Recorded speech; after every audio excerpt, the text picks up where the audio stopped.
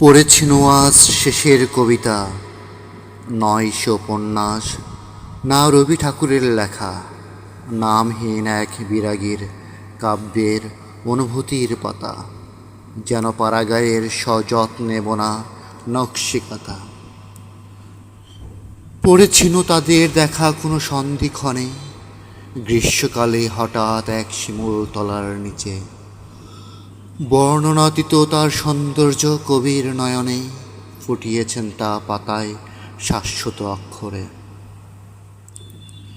20 বছর পূর্ণতা তাদের ভালোবাসা, আজ গোধূলি বেলায় হলো শেষ দেখা। শেষ কেন?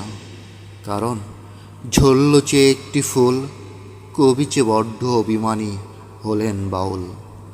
আত্মা হৃদয় মন সবেতেই সে গাথা, তার নামে উৎসর্গিত এ কাব্যকথা, শেষ হইও হইল না যে শেষের কবিতা।